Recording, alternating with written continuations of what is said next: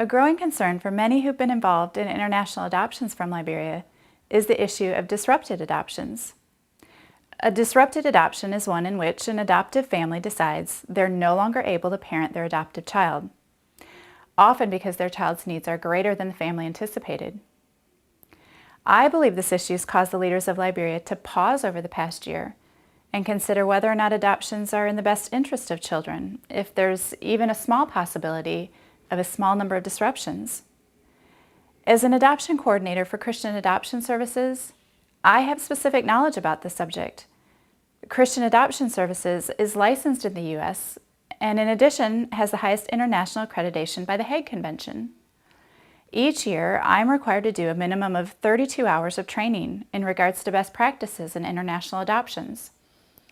I've also been involved in consulting with families who have disrupted their adoptions.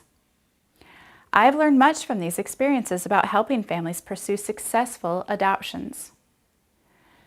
The truth about Liberian adoptions in the past is that the majority of children who were adopted enjoyed very positive experiences with their adoptive families. It's important to remember that out of the 1,200 adoptions that took place over the past 5 years, most of the children were given hope and a future that would have never been possible for them had they remained in an orphanage in Liberia.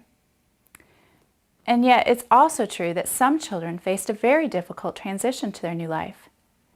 These children at times discovered a year or two after their adoptions that their new family could not handle their behaviors and needs and placed them with another family or sent them back to Liberia. In the worst cases, it is reported that a few children were abused by their adoptive families. It's the responsibility of adoption agencies and the receiving country's governments and the Liberian government to do a better job of working together to ensure that the number of disruptions in Liberia decreases significantly. This is a responsibility that Christian Adoption Services and other service providers are taking seriously. I believe the best way to prevent disrupted adoptions is to properly prepare adoptive families for the unique challenges and changes they will face when their children come home. With this in mind, Christian Adoption Services requires every adoptive family we work with to read a book I've written called Liberian Adoption: Preparing for Your Child's Homecoming.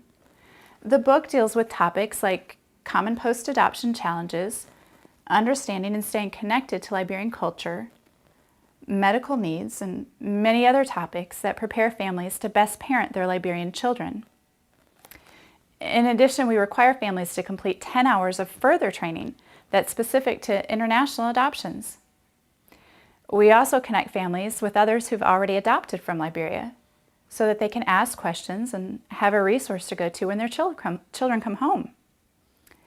In addition, we have families prepare a plan of action for what they will do if they do get in a crisis situation.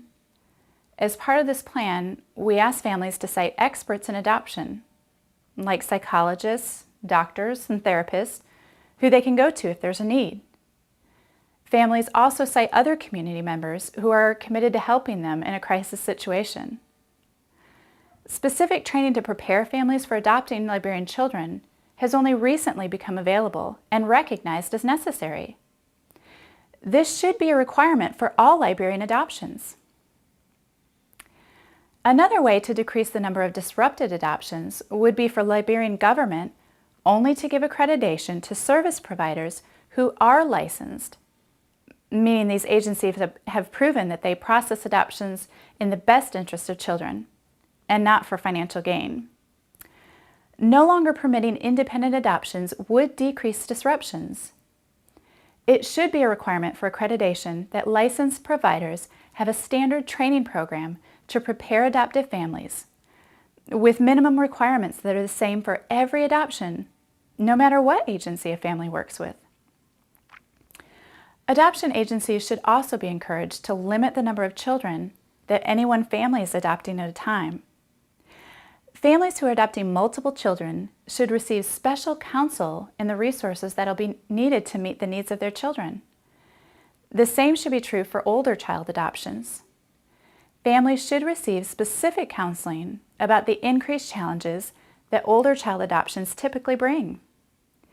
These families could sign a statement that they understand these potential challenges and that they have resources to meet them should they arise. I'm confident that qualified service providers and government leaders can work together to better ensure that every adoption is processed in the best interests of children and families who are involved. We must be willing to look at real solutions and work towards them. The children who are in need of families to care for them deserve our best efforts.